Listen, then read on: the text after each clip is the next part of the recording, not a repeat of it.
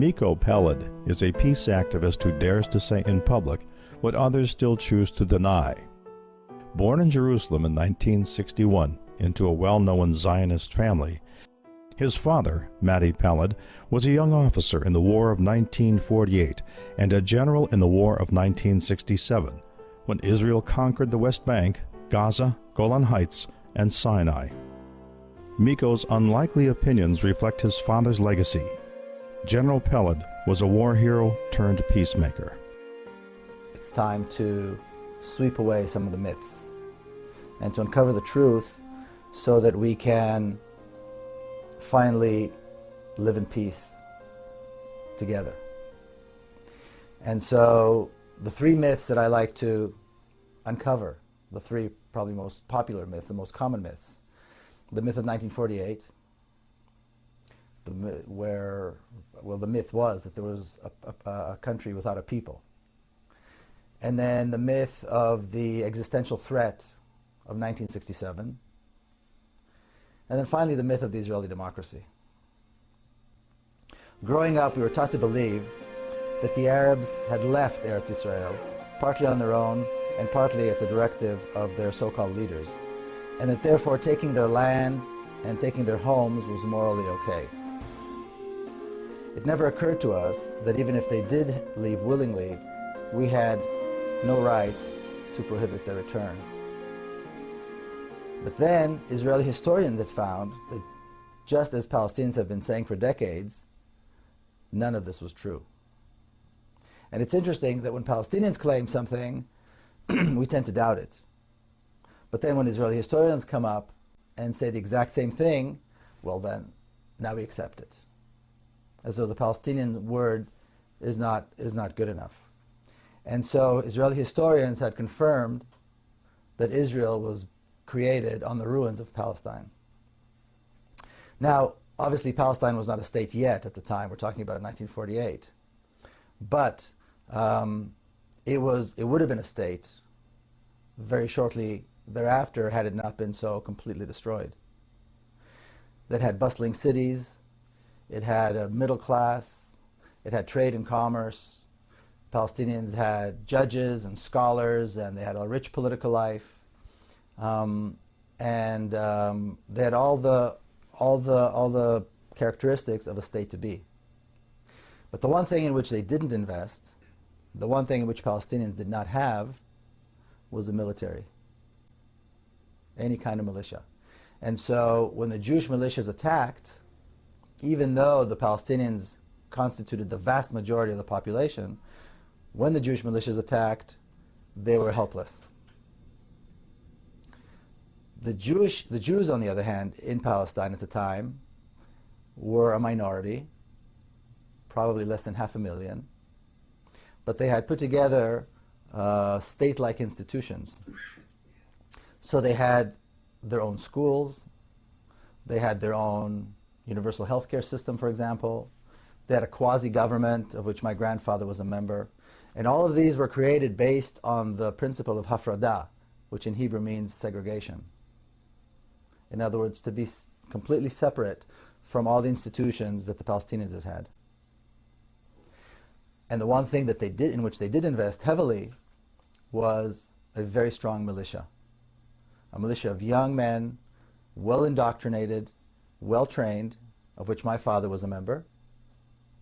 And they were determined to create a Jewish state in Palestine, completely disregarding the fact that the majority of the population were not Jews, but were Palestinian Arabs. It turns out that the creation of Israel had not, after all, been a haphazard fight in which the Arabs fled their homes due to the directives of their own leaders.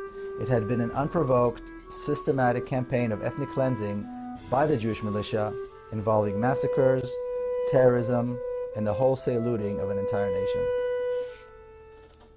Now it's interesting, my mother was born and raised in Jerusalem. She was born in 1926. And she recalls the Palestinian neighborhoods in West Jerusalem. And when the residents of these neighborhoods were forced to leave their homes, which are still in Jerusalem, they're beautiful, spacious homes with beautiful gardens, were offered to Jewish families And one such home was offered to her, being the wife of an officer and so forth. And she refused it. She said she could not bring herself to move into the home of a family that had been forced out and is now living in a refugee camp. She also said, and I heard this confirmed by many people, that when the Jewish forces came into the homes, the coffee was still warm on the table. The people had just left. And then the looting began. And again, she recalls seeing the truckloads of furniture and rugs and what have you being taken away from those homes. Another widely accepted Zionist myth is that in 1967, Israel faced an existential threat where the armies of 3 Arab countries were invading, and miraculously the Jewish forces were able to beat them all and conquer huge tracts of land. Now, setting aside for a moment the fact that countless books have been written in Hebrew and English and Arabic and other languages, and that documentaries have been filmed disproving this completely and showing that the purpose of the war was conquest. In my own research in preparation for this book, I spent days at the Israeli Army archives. And I read from the minutes of the meetings of the Israeli General Staff, the top IDF, top brass, and the things that were said during those meetings. And I want to quote from my book one such passage. In a stormy meeting of the IDF top brass in the Israeli cabinet that took place on the 2nd of June, 1967, my father, General Miko Peled, told the cabinet in no uncertain terms that the Egyptians needed at least a year and a half in order to be prepared for a full-scale war. His point was that the time to strike a devastating blow against the Egyptian army was now, not because of an existential threat, but because the Egyptian army was not prepared, and it was an opportunity to destroy it once again. The other generals agreed, but the cabinet was hesitant. The prime minister was not sure a full-scale war was the right thing to do, and a tug of war of unimaginable proportions ensued. During that same stormy meeting, my father said to the prime minister, President Nasser, referring to Egyptian President Gamal Abdel Nasser, President Nasser is advancing an ill-prepared army because he's counting on the cabinet being hesitant. He's convinced that we will not strike. Your hesitation is working to his advantage. Later on, he accused the Prime Minister of insulting the army, this army that had never lost in battle, by not allowing the army to attack right now. So there was never any mention of an existential threat, just an opportunity to once again assert Israeli strength. In the end, the cabinet succumbed to the enormous pressure placed upon them by the general, and they decided on a preemptive strike that began on June the 5th, 1967. And again, I want to quote from my book. The surprise attack led to the total destruction of Egypt's air force, the decimation of the Egyptian army, and the reconquest of the Gaza Strip and the Sinai Peninsula in a matter of days. The Israeli army also knew that the Syrian army was in shambles and the Jordanians were no match for the IDF strength. After the campaign of Egypt went so smoothly, the generals turned their attention to the West Bank and the Golan Heights, two regions that Israel had coveted for many years. Both regions had strategic water resources and hills overlooking Israeli territory. And the West Bank contained the heartland of biblical Israel and the crown jewel, the old city of Jerusalem. In 6 days, it was all over. Arab casualties were estimated at 15,000. That's 15,000 dead in 6 days. Israeli casualties were 700. And the territory controlled by Israel had nearly tripled in size. Israel had in its possession not only the land and resources it had wanted for a long time, but also the largest stockpiles of Russian-made arms outside of Russia. Israel had once again asserted itself as a major regional power, or as the neighborhood bully. Now here's something of immense proportion that takes place, and take into account that this is over 4 decades ago.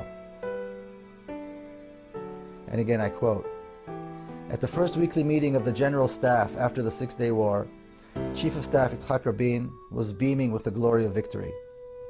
But when the meeting was nearing its end, my father raised his hand. When he was called on, he spoke of the unique chance the victory offered to solve the Palestinian problem once and for all. For the first time, he said, in Israel's history, we were face to face with the Palestinians without any other Arab countries between us. Now we had a chance to offer them a state in the West Bank and the Gaza Strip." He claimed with certainty that holding on to the West Bank and people who lived in it was contrary to Israel's long-term strategy.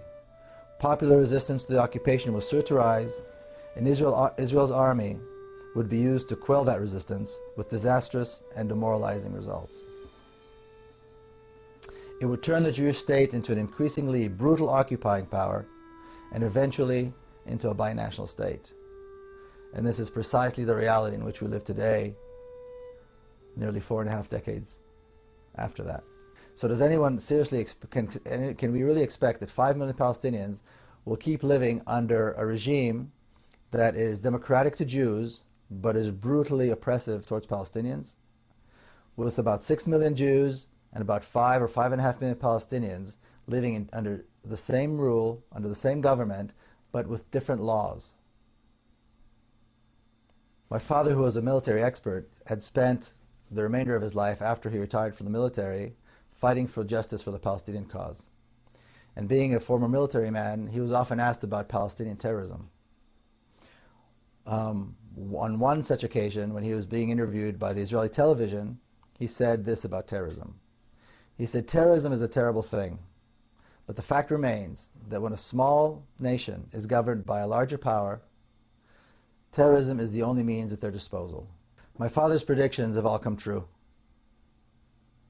Now, the work of the Israeli lobby in the United States notwithstanding, more and more people around the world are beginning to realize that there are in fact 2 nations who live between the Jordan River and the Mediterranean, and that the conditions under which Palestinians live are completely unacceptable. Recently we had an event here in San Diego, which was a vigil to remember those who were killed in Gaza by the Israeli army. And as this vigil was taking place, there was a large contingent of Israeli supporters. We were separated from them by a line of police and what I think is a sense of morality. And they were dancing and singing as those of us that were at the vigil tried to recall the names of 1,400 people that were killed. These were 3 weeks of such death and destruction that one can hardly comprehend. And I remember the stories of the Israeli Air Force pilots who flew sortie after sortie, dumping hundreds of tons of bombs on a civilian population in Gaza, and would then return home to celebrate the festival of Hanukkah. See, because the attacks in Gaza at the end of 2007 took place during the Jewish festival of Hanukkah. Then, these same pilots, having celebrated with their families, slept in the comfort of their beds, got up the next day, and did it again and again and again. I recall that while we were at the vigil, the supporters of Israel held signs that said, but the Israeli army had warned them.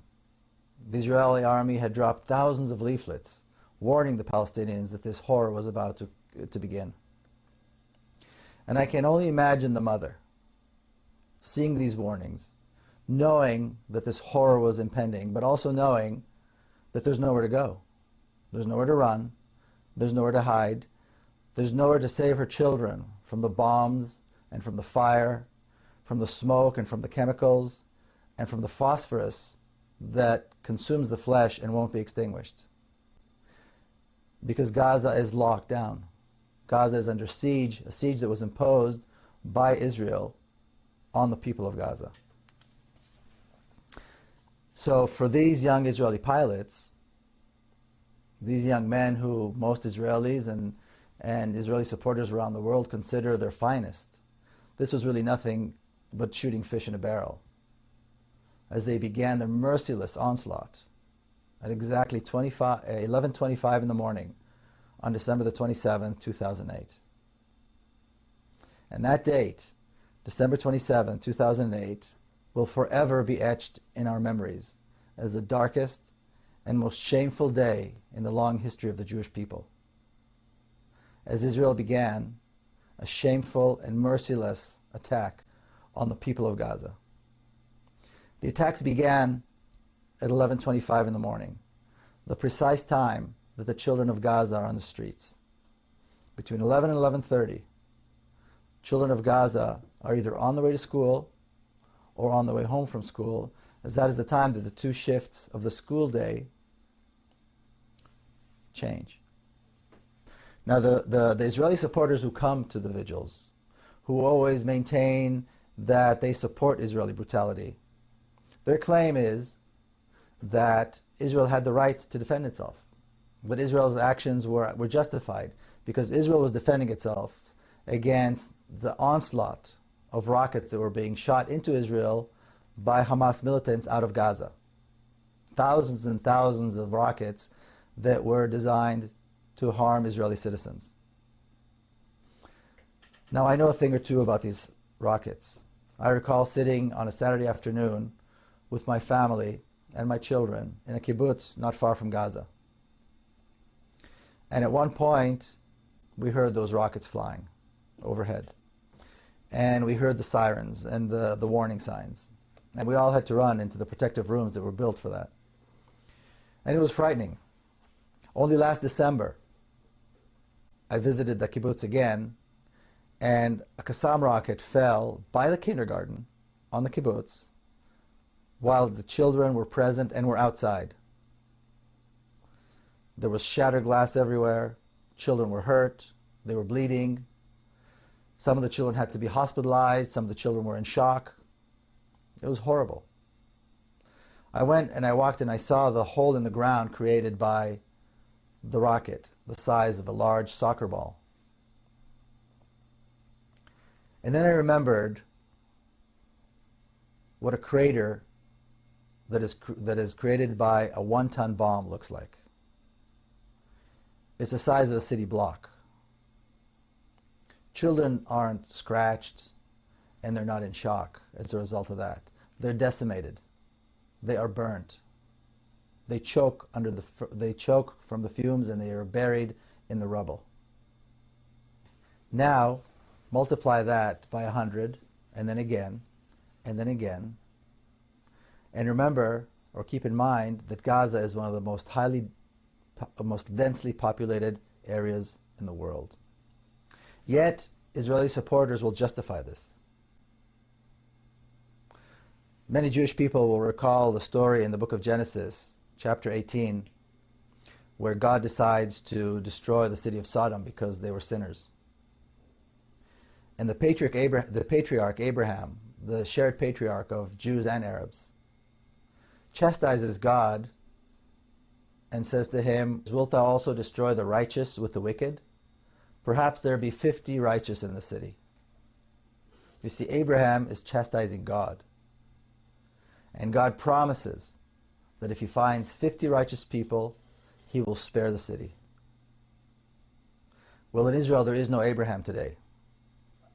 And no Palestinians are righteous in the eyes of the Israelis.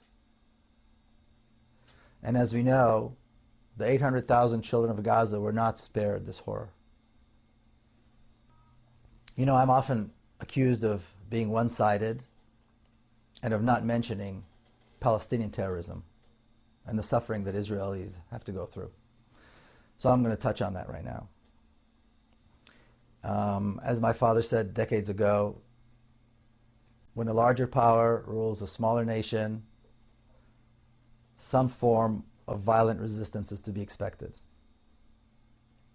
And as for my own family's brush with terrorism, in our case it drove all of us to engage with the Palestinians and to reach out. And the same thing happened to me personally. And again, I want to quote a passage from my book, The General's Son. Then, in the fall of 1997, disaster. My niece Madar was killed by Palestinian suicide bombers in Jerusalem. Several hours later, there we were, driving along the road to the cemetery. Police escorted our procession on motorcycles, making way for vans carrying the devastated family members of another Jewish casualty. As we got out of the van, someone approached and asked me to carry the small coffin. My heart felt far heavier than the heartbreakingly slight weight on my shoulders. Israelis and Palestinians, family members and friends, famous leaders and ordinary people, all came to give eulogies and to express their sorrow at this unspeakable loss. Smadar, my niece, was laid to rest near my father, her grandfather, in a small hilltop cemetery just outside Jerusalem. To this day, my sister Nurit cannot forgive herself for leaving her baby girl out alone in the cold, damp ground. But when my sister did come out to greet the mourners, the thousands who came to mourn, she did not ask for retaliation. She did not talk about revenge. The first words that came out of her mouth were these: no real mother would want the same horror to happen to another mother. And I quote again from the book. I stayed in Jerusalem for the week of the Shiva, the 7 days of mourning. It wasn't easy to return home and resume my routines after it was over. How do people do this? I kept thinking to myself. How do people keep on living as though nothing had happened? How many songs have been sung, poems read, and stories written about this feeling, the feeling one has when the unthinkable happens, yet the world doesn't end. It seemed impossible to carry on, but my mother always says that life was stronger than death, and so we went on. But something had changed. I knew I had to do something, and I knew that the right thing to do was to meet with Palestinians. And I did this right here in San Diego, and I was welcomed by the warm embrace of the local Palestinian community. The experience of meeting with Palestinians was comforting, it was liberating, and it was also heart-wrenchingly difficult. It was comforting to know that we're all very similar. And it was liberating to know that we don't have to be enemies. But it was heart-wrenchingly difficult to realize that I did not have full possession of the truth. And that is where I think Israeli supporters, mostly Jews, that's I think where most of them are. And I think it's time for Israeli Jews and American Jews to join what was very eloquently described by Clovis Maksud as the constituency of conscience. You know, one can only imagine what white South Africans went through when they saw that apartheid was coming to an end. Clearly they wanted to hold on to their way of life, corrupt as it may have been. The whites in the southern states were probably trying to hold on as much as they could when they saw the end of legalized segregation and discrimination and racism come to an end in this country.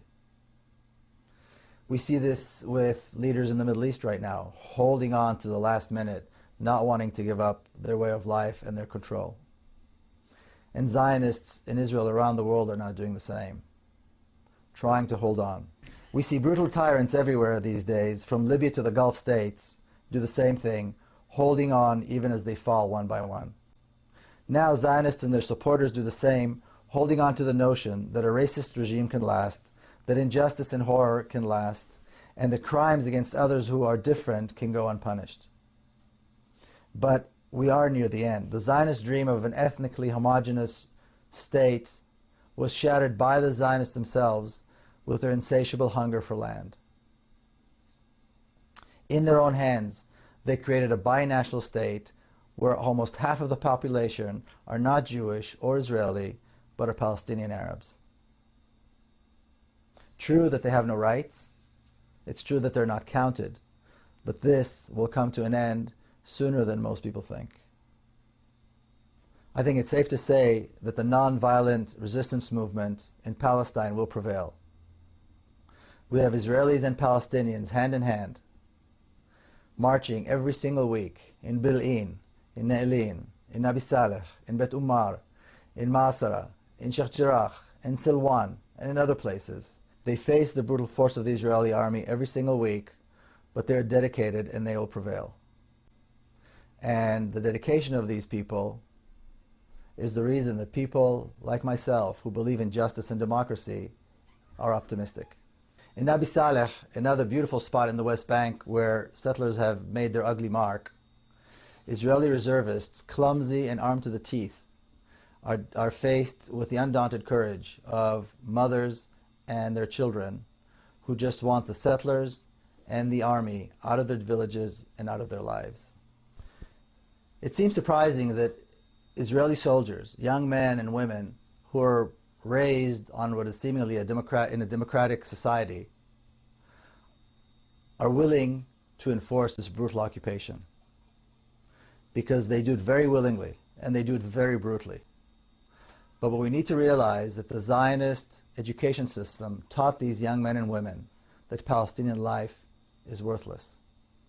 So for those people who do want to associate themselves with Israel and with Zionism and drape themselves in the Zionist flag, the flag that has come to symbolize intolerance, hate, racism, and brutality, they can feel free to do so. But they need to know this, that when the trials begin and the tribunals take their place, and when the Truth and Reconciliation Commission begins its work, and they're finally shamed into admitting that they were wrong, they need to remember to go down on their knees and beg forgiveness from the people they so blatantly wronged. Because they need to realize that we will never forget them, and that their conscience will never allow them to forget that they supported the killing, they draped themselves in the flag, and they mocked the bereaved. The rest of us will move on, and along with the rest of the Middle East, we will follow the example of the people of Egypt to create something that will surely be a tremendous accomplishment, a democratic, secular state in our shared homeland, a state where Muslims, Christians, and Jews live as equals and educate their children to love their diverse homeland with its multitude of cultures, its rich history, and its promising future.